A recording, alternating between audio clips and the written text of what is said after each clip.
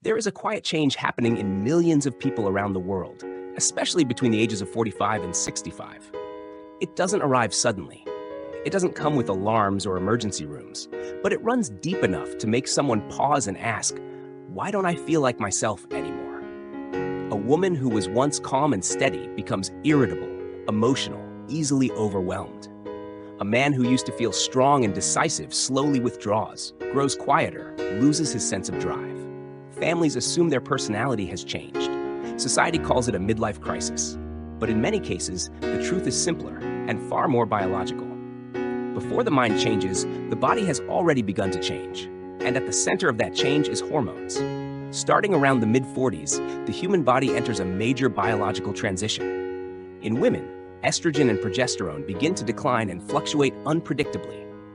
In men, testosterone, the hormone closely tied to energy, confidence, and motivation, gradually decreases by about 1% per year after the age of 40.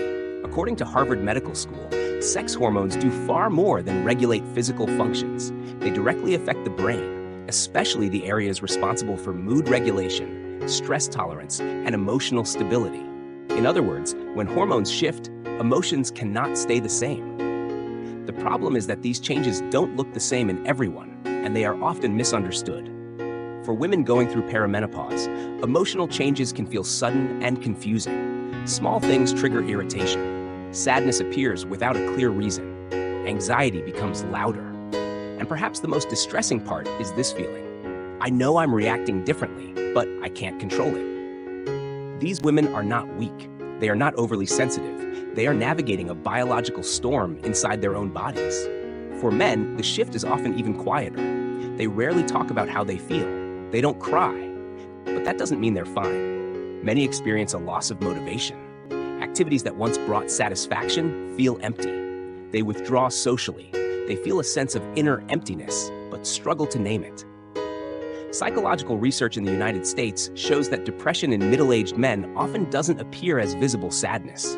Instead, it shows up as silence, distance, and emotional exhaustion. And because of that, it is frequently overlooked. As a society, we tend to label these changes incorrectly. Women are described as moody or difficult. Men are seen as declining or losing their edge. But in many cases, this is not a personality issue. It is a biological transition that hasn't been properly recognized.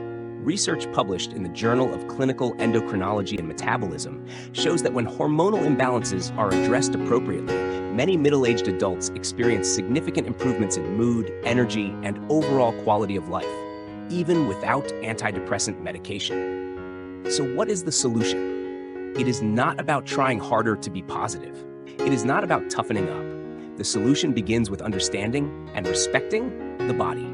The first step is recognition without judgment. Emotional changes during midlife are not personal failures. They are part of a natural biological process.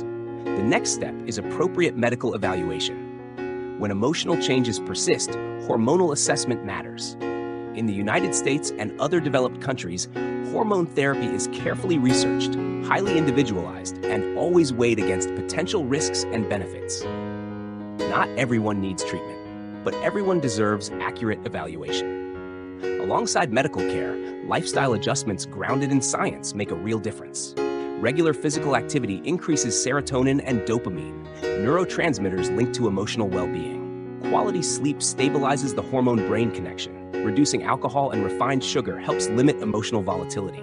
And finally, therapy during this stage of life is not about fixing something that's broken. It's about understanding change, accepting transition, and redefining identity in a new chapter of life. Midlife is not a decline. It is a restructuring, biological, psychological, and emotional. When we understand that our emotions have a biological foundation, we stop fighting ourselves, and we begin working with our bodies, not against them. If you or someone you love is experiencing these changes, share your story in the comments. Your experience might help someone else realize they're not alone. And don't forget to subscribe and follow this channel as we continue exploring mental health through science, compassion, and understanding. We don't need to be stronger. We need to be better informed.